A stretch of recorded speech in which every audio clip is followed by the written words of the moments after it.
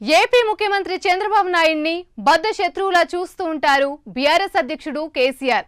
అందుకే రాష్ట్ర విభజన తర్వాత ప్రతిసారి ఏపీ ఎన్నికల్లో జగన్ సీఎం అవుతారని చిలక జోస్యాలు చెప్తారు. ఇప్పుడు కేసీఆర్ తన పార్టీ ఖాళీ అవుతూ వరుస షాకులు తగులుతూ ఉండడంతో ఫామ్ హౌస్ వదిలి బయటకి రావడం లేదు.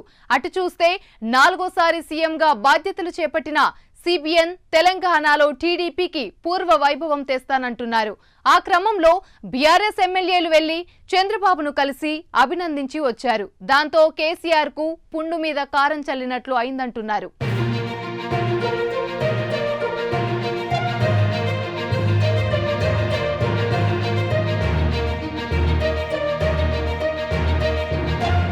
టీడీపీ అధినేత ఆంధ్రప్రదేశ్ ముఖ్యమంత్రి నారా చంద్రబాబు నాయుడును గ్రేటర్ బీఆర్ఎస్ ఎమ్మెల్యేలు ప్రకాష్ గౌడ్, అరికెపూడి గాంధీలు జూబ్లీహిల్స్ లోని ఆయన నివాసానికి వెళ్లి కలిశారు.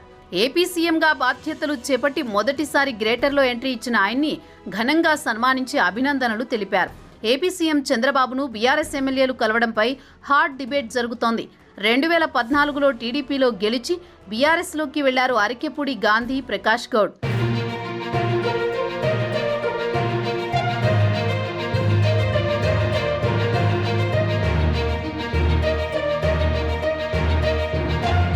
తర్వాత 10 ఏళ్లలో ఆ ఎమ్మెల్యేలు చంద్రబాబును ఎప్పుడూ కలవలేదు. దాంతో కేసీఆర్ కు చెప్పే చంద్రబాబుతో గాంధీ, ప్రకాష్ గౌడ్ భేటీ అయ్యారా? కేసీఆర్ కు చెప్పేదేంటని చంద్రబాబును కలిశారా అన్న చర్చ మొదలైంది.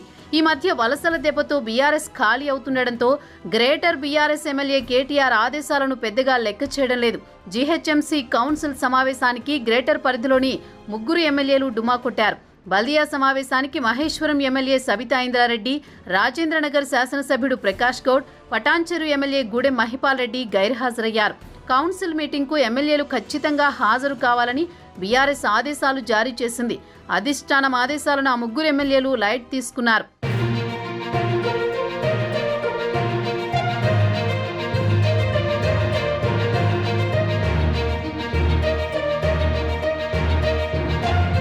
దాంతో వారంతా పార్టీ మారతారని ఇప్పటికే ప్రచారం జరుగుతోంది.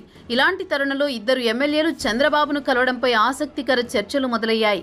ఇప్పటికే రేవంత్ రెడ్డి సర్కార్ అధికారంలోకి వచ్చినప్పటి నుంచి బీఆర్ఎస్ ఎమ్మెల్యేలు వరుసగా కాంగ్రెస్ పార్టీలో చేరుతూ రాజకీయ పరిణామాలను పూర్తిగా మార్చేస్తున్నారు. తాజాగా ప్రకాష్ గౌడ్, అరికెపూడి గాంధీలు చంద్రబాబుని కలిసి అభినందనలు తెలిపారు. తర్వాత తెలంగాణలో ప్రస్తుతం నెలకొన్న రాజకీయ పరిణామాలపై చంద్రబాబుతో బీఆర్ఎస్ ఎమ్మెల్యేలు సుదీర్ఘంగా చర్చించినట్లు తెలుస్తోంది.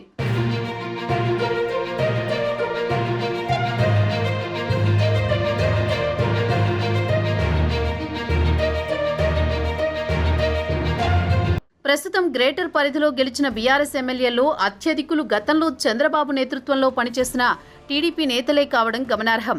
ఆ కారణంగానే మొన్నటి అసెంబ్లీ ఎన్నికల్లో సెటిలర్స్ మద్దతుతో వారంతా గెలుపొందారని విశ్లేషకులు అంటుంటారు. అదలా ఉంటే రాష్ట్రంలో ప్రస్తుతం జరుగుతున్న రాజకీయ పరిణామాల నేపథ్యంలో బీఆర్ఎస్ ఎమ్మెల్యేల్లో చాలా మంది పార్టీ మారే యోచనలో ఉన్నట్టు ప్రచారం నడుస్తోంది.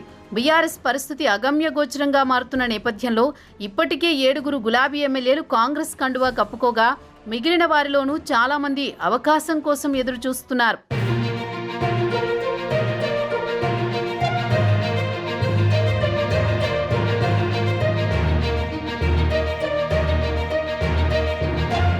ఇక అటు ఏపీలో టీడీపీ విజయం సాధించడంతో పాటు ఇటు తెలంగాణ సీఎంతో సత్సంబంధాలు పెట్టుకోవడంతో తెలంగాణలో మళ్లీ టీడీపీ పుంజుకుంటుందనే ఉత్సాహం తెలుగు తమ్ముళ్లలో కనిపిస్తోంది.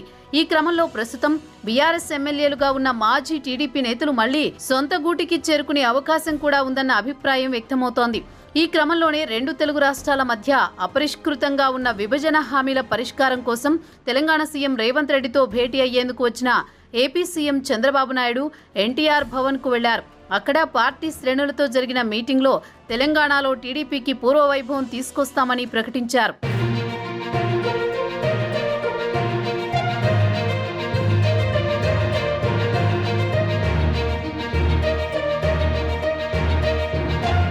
తెలంగాణలో టీడీపీకి పూర్వ వైభవం తీసుకొస్తామని చెప్పిన సాయంత్రానికే బీఆర్ఎస్ ఎమ్మెల్యేలతో భేటీ కావడం ఇప్పుడు ప్రాధాన్యత సంతరించుకుంది. అదలా ఉంటే కేసీఆర్ తెలుగుదేశంలో చాలా కాలం కొనసాగారు. 1999లో గెలిచినప్పుడు చంద్రబాబు ఆయనకు డిప్యూటీ స్పీకర్ పదవి ఆఫర్ చేశారు. అయితే మంత్రి పదవి ఆశించిన కేసీఆర్ పార్టీ నుంచి బయటకొచ్చి టీఆర్ఎస్ పెట్టుకున్నారు. అప్పటి నుంచి ఆయన చంద్రబాబును శత్రువులా చూస్తుంటారన్న ప్రచారం ఉంది. 2009లో టీడీపీతో పొత్తు పెట్టుకున్నప్పటికీ చంద్రబాబుని ద్వేషిస్తూనే ఉంటారంటారు. దానికి తగ్గట్లే 2014 ఎన్నికల్లో పోలింగ్ ముగియగానే చంద్రబాబుపై తన అక్కసు వెళ్లగక్కారు.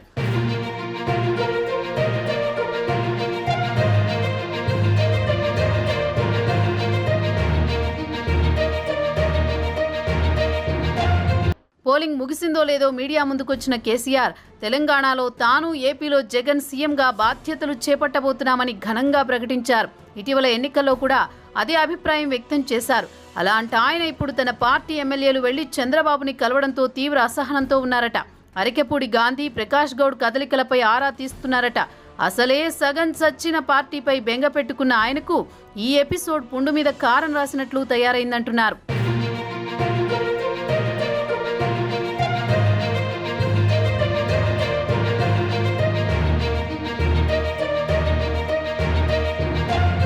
మొన్నటి ఎన్నికల్లో తెలంగాణలో టీడీపీ పోటీ చేయలేదు. అయితే తెలంగాణలో టీడీపీ మళ్లీ పూర్వవైభవం సాధించుకోవాలంటే ఖచ్చితంగా పవన్ కళ్యాణ్ అండ అవసరమని రాజకీయ వర్గాల్లో చర్చ జరుగుతోంది. ఏపీలో 23 సీట్లతో ఉన్న టీడీపీ ఇంతటి అఖండ విజయాన్ని అందుకోవడానికి కేవలం పవన్ కళ్యాణ్ మాత్రమే కారణమని, కాబట్టి తెలంగాణలో కూడా మళ్లీ టీడీపీ బలం పుంజుకోవాలంటే పవన్ బాటలో నడవక తప్పదని అంటున్నారు. ఇప్పటికే తెలంగాణలో పొత్తులో ఉన్న బీజేపీ, జనసేన కూటమిలో టీడీపీ కూడా కలిసి పనిచేస్తే ఆ పార్టీ తిరిగి పుంజుకునే అవకాశం ఉందని అంటున్నారు. ఏపీలో కంటే తెలంగాణలోనే పవన్ కు ఫ్యాన్స్ ఎక్కువ. కరడుగట్టిన అభిమానులు పవన్ సొంతం. రాజకీయ పరిణామాలు ఎప్పుడూ ఒకేలా ఉండవు.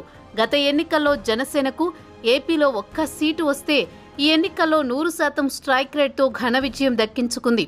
2023 తెలంగాణ ఎన్నికల్లో జనసేనకు సీట్లు దక్కకపోయినా మిత్రపక్షం బీజేపీకి 8 సీట్లు రావడంలో జనసేన కీలక పాత్ర పోషించింది. ఇక పవన్ అండ ఉంటే బీజేపీ అయినా టీడీపీ అయినా తెలంగాణలో బలపడడం తేలిక అని అంటున్నారు.